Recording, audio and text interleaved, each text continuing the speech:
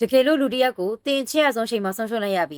ြီနောက်တစ်နေ့မှသူပြန်ပေါ်လာခဲ့ရင်တည်ရုံနဲ့မှမလားဒါပေမဲ့ဒုက္ခနာကူကတော့တေဆုံးသွားပြီးသားဖြစ်နေတယ်ဆိုရင်ရောဒီနေ့အပိုင်းကူမှာတော့ဂျိုနဲ့မင်းတို့ရဲ့ဘဝကိုအပြီးနိုင်ပြောင်းလဲသွားစေမယ်အနာကျင်ရဆုံးအခန်းနဲ့ပဲစတင်လိုက်ပါတယ်မင်းတယောက်ကတော့သူရှာဖွေနေခဲ့တဲ့အမှန်တရားကိုအတည်ပြုနိုင်မှုအတွက်ဂျိုရှိတဲ့နေရာစီကိုအမြန်ဆုံးသွားနေပါတယ်သူ့ရင်ထဲမှာတော့မျှော်လင့်ချက်နဲ့ကြောက်ရွံ့မှုတွေကရှုပ်ထွေးနေပြီးတကယ်လို့သူမြင်လိုက်ရမယ့်လူကဂျိုစစ်ဖြစ်နေခဲ့ရင်သူ့ဘဝတစ်ခုလုံးကိုပြန်ပြောင်းလဲသွားနိုင်ပါတယ်တစ်ဖက်မှာတော့ဂျိုကလည်းသူ့မူလခန္ဓာကိုယ်ကိုရှာတွေ့ထားပြီဆိုတဲ့သတင်းကြောင့်စိတ်ထဲမှာညှိသက်မနေနိုင်တော့ပါဘူးသူကိုယ်တိုင်သွားကြည့်ပြီးအတည်ပြုချင်နေခဲ့တာပါသူ့မျက်လုံးတွေထဲမှာတော့မျှော်လင့်ချက်တွေတစားရှိနေသေးပါတယ်သူခန္ဓာကိုယ်လေးအကောင်းနဲ့ရှိနေပါစေဆိုတဲ့ဆုတောင်းတန်ကိုတော့ဘယ်သူမှမကြားနိုင်ပေမဲ့သူ့နှလုံးသားကတော့ထက်ခါထက်ခါပြောနေခဲ့ပါတယ်ဂျိုအတွက်တော့အခုအသက်ရှင်နေတဲ့ဘဝဟာလောက်ပဲအဆင်ပြေနေပါစေသူ့အမှန်တကယ်ပြန်လို့ချင်နေတာကသူ့ရဲ့မူလဘဝမူလခန္ဓာကိုယ်ပါပဲအဲ့ဒီနောက်မှာတော့မင်းရောက်ရှိနေတဲ့နေရာကိုဂျိုတို့ဘက်ကရောက်ရှိလာပါတယ်ဒါပေမဲ့အကိုဘက်ကတော့စိုးရိမ်စိတ်နဲ့ဂျိုကိုသတိပေးလိုက်ပါတယ်အခုလက်ရှိဂျိုနဲ့အရင်ကဂျိုရဲ့ကြားမှာဘာပတ်သက်မှုမှမရှိတော့တာကြောင့်သုံးယောက်စလုံးအတူတူသွားမှဖြစ်မယ်လို့တားဆီးခဲ့တာပါ။တန်ရုံမှုတွေ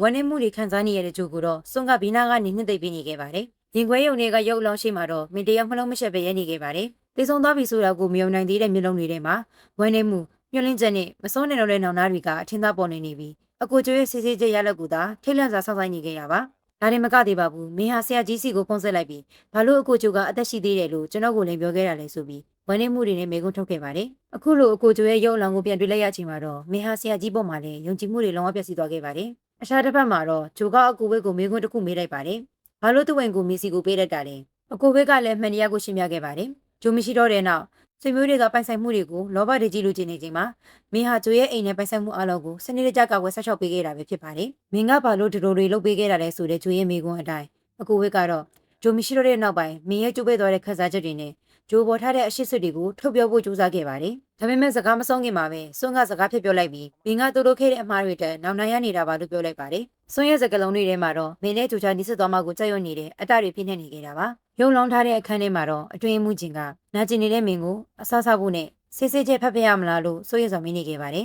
။မင်းကတော့ဘာမှပြန်မပြောနိုင်တော့တဲ့အထိသူ့ရဲ့ခံစားချက်တွေကတော့မျက်နှာပေါ်မှာအထင်သာပေါ်နေခဲ့ပါတယ်။ဂျိုတယောက်ကတော့သိချင်စိတ်တွေနဲ့ခုထွက်လာခဲ့ပါတယ်။အတွင်းမှုချင်းကတော့မင်းကမဝင်ဖို့တားမြစ်ထားကြောင်းပြောကဂျိုကိုအရင်ကဂျိုနဲ့ဘာပတ်သက်မှုမှမရှိပဲဘာလို့တွေ့ကျင်တာလဲလို့တားနေပေမဲ့ဂျိုတယောက်သိချင်စိတ်တွေနဲ့အတင်းဝင်သွားပါတော့တယ်။အခန်းထဲမှာတော့မင်းတယောက်ကြက်မြင့်ပေါ်မှာအယုတ်ကျပြက်လဲပြုတ်မတက်ထိုင်နေခဲ့ပါတယ်။ရှေ့မှာရှိနေတဲ့ရုပ်အလောင်းဟာသူတကယ်ရှိရတဲ့အကူကျူဖြစ်နေမှန်းသိလိုက်ရချိန်မှာမင်းရဲ့မျှော်လင့်ချက်တွေကလုံးဝတုံ့ပြန်ဖြစ်သွားခဲ့ရပါတယ်။ထို့အတူစစ်စစ်ချက်ကိုကြည့်လိုက်ရတဲ့ဂျိုကလည်းသူ့ရဲ့မူလခန္ဓာကိုယ်ဟာတကယ်ပဲသိဆုံးသွားခဲ့ပြီဆိုတာကိုလက်ခံနိုင်ရပြီးခန္ဓာကိုယ်ဟောင်းစီပြသွားကြည့်ခဲ့တဲ့မျှော်လင့်ချက်လေးပျက်စီးကနေအိမ်များစွာထင်မရအောင်ကြဆင်းခဲ့ရပါတော့တယ်။နောက်နေ့ရောက်တဲ့အခါမှာတော့ဂျိုဟာမန်တရားကိုလက်ခံလိုက်ပြီးဝါအသိမ်းမှာဆက်လက်ရှင်သန်တော့မယ်လို့သူ့ကိုယ်သူအားတင်လိုက်ပါတော့တယ်။ဒါပေမဲ့အကိုဝစ်ကမင်းဟာဂျိုရဲ့ဇာပနာကိုဒီမှာပဲပြုလုပ်မှာဖြစ်ကြောင်းနဲ့သူ့ခန္ဓာကိုယ်ရဲ့နောက်ဆုံးခရီးကိုတွားတိကျင်လာလို့မေးလိုက်တဲ့အခါမှာတော့ဂျိုဟာသူ့ရဲ့နာကျင်မှုတွေကိုမထိနိုင်တော့ပဲဝမ်းနဲ့ဆောင်ကိုကြည့်ခဲ့ရပြန်ပါတယ်။နိုင်ပွဲမှာတော့မင်းတယောက်ထဲသာရှိနေခဲ့တာပါ။မင်းဟာသူတို့နှစ်ယောက်အတူရိုက်ခဲ့ပူတဲ့ဓာတ်ပုံလေးကိုဂျိုရဲ့ဓာတ်ပုံရှိမှအသားရတင်လိုက်ပြီးအတိတ်ကပျော်ရွှင်စရာနာကျင်စရာအမှတ်တရတွေကိ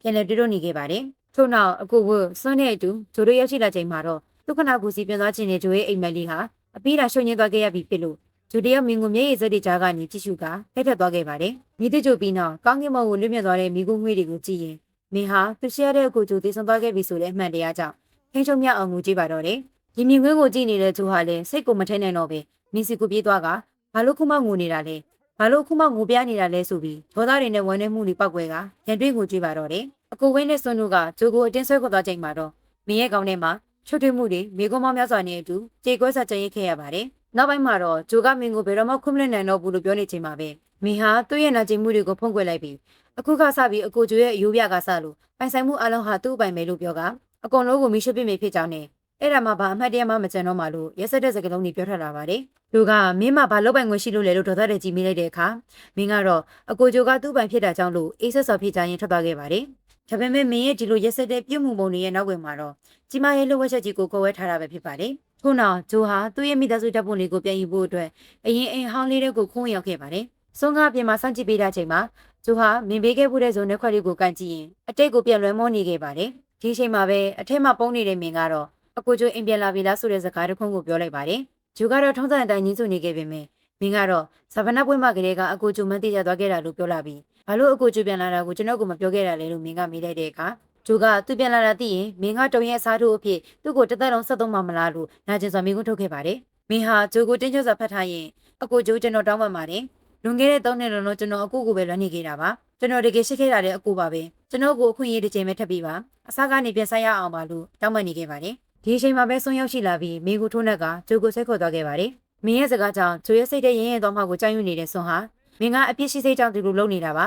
သူတကယ်အကူကိုမရှိပါဘူးမင်းစီကိုပြန်မသွားပါနဲ့လို့ဂရီတိုင်းယူခဲ့တာကြောင့်ဂျိုဟာမင်းစီကိုပြန်မသွားဖို့ထပ်မံဆုံးဖြတ်လိုက်ပါတယ်နောက်တနေ့သတင်းစာရှင်းလင်းပွဲမှာတော့ဆွမ်းဟာစိတ်လှုပ်ရှားနေတဲ့ဂျိုရဲ့လက်ကိုစောက်ကင်ထားပြီးပွဲတွေကိုဝင်ရောက်လာခဲ့ပါတယ်ပရိသတ်တွေသဘောကျနေချိန်မှာပဲမင်းဟာပန်းစီတစ်ခုကိုကင်ဆောင်လာကပွဲတွေကိုရုတ်တရက်ဝင်ရောက်လာပြီးဂျိုစီကိုပေးရလိုက်တာကြောင့်အားလုံးကအော်သွားခဲ့ကြပါတယ်ဆွမ်းကဒေါသထွက်သွားခဲ့ပေမဲ့အကြီးအကဲတွေကတော့မင်းရဲ့ဩဇာကြောင့်ပွဲကအောင်မြင်လာပါဆိုပြီးတားဆီးခဲ့ပါတယ်ပါတီပွဲထဲမှာမင်းကဂျိုစီကိုသွားပြီးကျွန်တော်နဲ့အတူနေပါအခုလိုချင်တာမှန်သမျှအကုန်ပေးမယ်လို့ပြောနေချိန်မှာပဲဆွမ်းရောက်လာပြီးရမွေးတွေဖြစ်သွားပါတော့တယ်မင်းရဲ့အာဏာကြောင့်အထက်လူကြီးကလည်းဂျိုကိုနာမည်ကြီးဖို့အတွက်မင်းပေးတဲ့အခွင့်အရေးကိုတုံ့တက်ရမယ်လို့တိုက်တွန်းခဲ့ပါတယ်ကားပေါ်မှာတော့မင်းကအကိုကကျွန်တော်စီပြန်လာတာမို့လို့ကျွန်တော်ကိုအခွင့်အရေးပြပေးပါလို့တောင်းဆိုခဲ့ပါတယ်ဒါပေမဲ့ဒေါသထွက်နေတဲ့ဂျိုကသူပြန်လာတာသူ့ရဲ့အမှားတွေကိုပြေမှုဖြစ်ပြီးအဲ့ဒီအမှားကမင်းပဲသူ့ဘော်တွေကထွက်သွားပေးပါလို့ပြောပြီးကားကိုအတင်းရခိုင်ကဆင်းသွားခဲ့ပါတယ်မင်းကလက်မလျှော့ပဲနောက်ကလိုက်သွားပြီးအမှန်တရားကိုဖွင့်ပြောခဲ့ပါတယ်ကျွန်တော်တုံးကိုသဘောကျခဲ့တာမဟုတ်ပါဘူးရုပ်ရှင်တွေကတော့ကြောကိုသဘောကျခဲ့တာပါအဲ့ဒီနောက်ကျော်ပိုင်ရှင်ကအကူကျိုဖြစ်နေခဲ့တာမို့